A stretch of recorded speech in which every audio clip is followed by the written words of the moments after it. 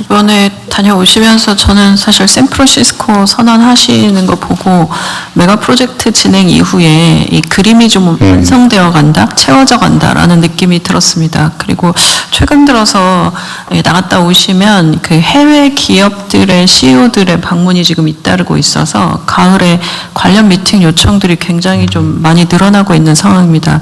그래서 이 주선하는 업체들에 물어보니까 모두 다 한국에 와서 한국의 정부 관계자들 만나보고 싶어 하는 것들도 굉장히 많다는 것이 이게 전체 반도체와 그 스타트업 메가 프로젝트 관련된 연결선에서 한국이 어느 방향으로 가고 있는지에 대한 것들을 좀 정보를 공유하고 싶다는 얘기들도 많이 있습니다. 그래서 이런 부분들이 속도감 있게 가면 지금의 메가 프로젝트의 그림이 좀 더 잘 채워지고 국민들이 보시기에도 좀 성과가 나는 생태계 그림까지 완성할 수 있을 거라 기대됩니다. 네, 그 추가 의견 없으시면 원하는 대로 접수하겠습니다. 다음은 중동전쟁 관련해서 비상국정운영 및 대응 현황에 대해 재정경제부 장관께서 보고해 주시겠습니다. 예, 보고드리겠습니다. 최근 그 중동 상황의 어떤 불확실성이 지속되는 가운데서도 국제 유가는 브렌트유가 오늘 아침 8시 30분 기준으로 83불 70센트로 80불대를 유지하고 있고요. WTI는 80불을 유지하고 있는 그런 상황입니다. 환율은 어제 1420원 후반대 하다가 오늘 아침에 1430원으로 해서 비교적 안정세를 유지하고 있습니다. 국고채 금리는 3.7%로 3.9% 가다가 최근에 소폭 하락했습니다. 주가는 중동 전쟁의 불확실성 그리고 글로벌 반도체 전망 호재 등으로 등락을 반복하는 상황입니다. 실물 경제는 양호한 흐름을 보이고 있습니다. 6월 전 산업 생산이 6년 만에 최대폭 증가한 상황으로 있습니다. 수출 같은 경우도 7월 수출이 989억 불로 62.8% 증가했습니다. 소비자 심리나 기업 심리도 개선되는 등 양호한 흐름을 보이고 있습니다. 7월 소비자 물가는 오늘 아침에 발표가 되었습니다. 그동안 정부의 민생 물가 안정 대책, 그다음 최고 가격제 인하 등으로 2.8%로 해서 지난번 6월에 3.2%에서 2.8%로 전월비 감소를 했습니다. 다만 8월 달에는 작년 통신비 할인 등에 따른 기조 효과 등으로 상방 압력이 상존한 상황입니다. 정부의 대응 방향입니다. 중동 전쟁 상황이 안정성을 찾지 못한 상황이기 때문에 첫 번째로는 그 원유의 수급 안정에 최선의 노력을 다하도록 하겠습니다. 현재로서는 8, 9월 중에 전년 평균 대비 100% 수준을 확보한 상황입니다만 물량 도착에 애로가 발생하지 않도록 하겠다는 말씀을 드리겠습니다. 그래서 UAE 물량은 푸자이라 항을 통해서 지속 도입하고 홍해 통과가 불안할 경우에 대비해서 사우디 물량은 수에즈 운하라든지 수메드 송유관 활용하는 방안도 적극적으로 검토하도록 하겠습니다. 그리고 10월 이후에 수급 차질 가능성에도 철저히 대비해서 추가적으로 더 확보하겠다는 말씀을 드리겠습니다.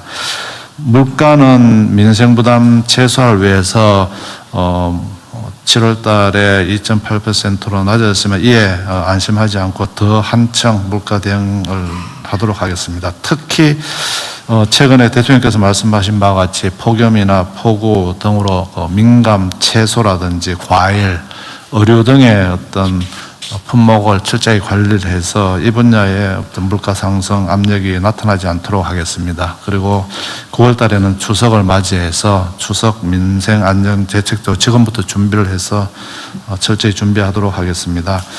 금융 분야는 최근에 그 단일 종목 레버리지 ETF 보완 조치를 했습니다. 이에 신속한 시행에다 중점을 두고 정책을 추진하겠습니다.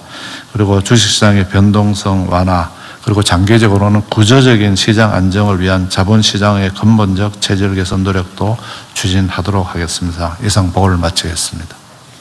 네, 다른 부처 이 관련 보고는 없는 거죠? 하여튼 지금 현재로 보면 통계적으로는 나름 물가도 안정적이고 산업 경기 전망도 괜찮고 성장률도 사실은 괜찮고 올 연말 기준으로 실질 성장률은 3%까지 3%는 뭐 적어도 그다음에 명목 성장률은 지금 17%, 12.3%로 지금 예측하고 있습니다. 그보다 높아질 가능성. 17%쯤 될 거다. 네, 이런 것들 20%에 이를 거라는 얘기까지 있더라고요. 네. 하여튼 이렇게 수치상으로는 개선이 되는데 우리 국민들께서 느끼시기로는 뭐 좋아지신다는데 진짜냐? 이런 생각이 들 정도거든요. 물론 이제 수출 기업이나 이런 쪽은 체감이 되겠지만 우리 일반 대다수의 국민들께서는 잘 몸으로 느끼기 어렵기 때문에 하여튼 이게 체감할 수 있는 방향으로 좀 뭔가 실질 대책이 좀 있어야 될 것 같아요. 네, 대통령 그래서 지금 그런 부분이 이제 가장 중요한 게 물가 부분이고 네. 고용 뭐 이런 부분이 되겠습니다. 그래서 그런 부분에 대해서는 더 현장의 목소리를 듣고 더 꼼꼼하게 챙기고 그랬습니다. 그러니까 석유류 가격 제한도 뭐꽤 도움이 되긴 할 텐데 물론 유류세 인하도 그렇고 이게 재정적인 부담이 되긴 하지만 어쨌든 재정 상황은 상당히 괜찮아지고 있는 중이어서 어쨌든 물가 안정이나 서민들이 체감하는데 이 변화된 경제 환경이 좀 실제 도움이 되게 좀 정책을 잘 만들어 주십시오. 네, 그렇게 하겠습니다. 그리고 어제 조세 부동산 관련 세제 발표하셨잖아요. 네네. 근데 그 중에 그런 지적이 있던데 올 초반에 다주택자 네.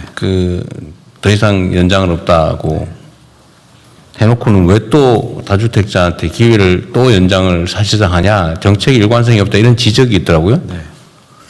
근데 그거는 사실이 아닌데 내가 그때 이 정책 논의할 때 말씀드렸지 않습니까? 네. 그때 괜히 팔았다 이런 생각이 들게 하면 절대 안 된다. 네. 그래서 이번에는 퇴로를 열어주긴 하는데 중과를 다 폐지하지 말고 네, 그렇게 안 합니다. 절반만 하는 걸로 지금 네. 결정하지 않았어요? 지금 어제 그 설명을 안 했어요? 했습니다. 했어요. 했는데 왜 그렇게? 예. 어쨌든 분명한 거는 네. 다주택자한테 이 퇴로를 열어준다. 네. 그 2년에 걸쳐서 그죠? 네, 맞습니다. 나눠서 1년 이내에 처분하면은 절반. 아니, 5% 그러니까 이제 원래는 20% 2주택자는 20%를 중과를 하고요. 3주택은 30% 30%. 하는데 1년 이내 하면은 5%, 2년에 하면 10%, 그다음 10%를 중과하고 그다음에는 20% 중과를 이런 식으로. 그러니까 어쨌든 중과율을 저번만큼 완전히 없애는 건 아니고 아니고요. 예. 5%만 중과한다. 네. 그리고 3주택은 이제 10%. 그리고 요 1년이 지나면 10%를 중과하고 2년이 지나면 원래대로 20% 30% 중과한다. 네, 네. 그러니까 차이가 있는 거잖아요. 그죠? 네, 네. 똑같지 않다. 네, 그렇습니다. 네.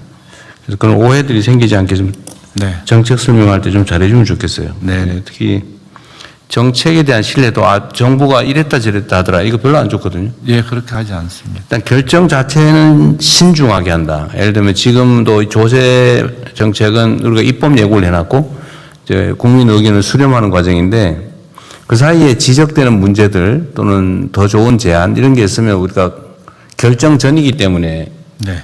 수렴해서 변경은 얼마든지 할 수 있지만 일단 결정하고 나면 정말로 심각한 문제가 있지 않은 한 이랬다 저랬다 하면 안 되는 거죠. 네. 그래서 그 정책 일관성이 매우 중요하다는 말씀 다시 한번 드립니다. 그리고 결정은 신중하게, 결정하면 단호하게. 이래야 정부 정책의 신뢰도가 생길 겁니다.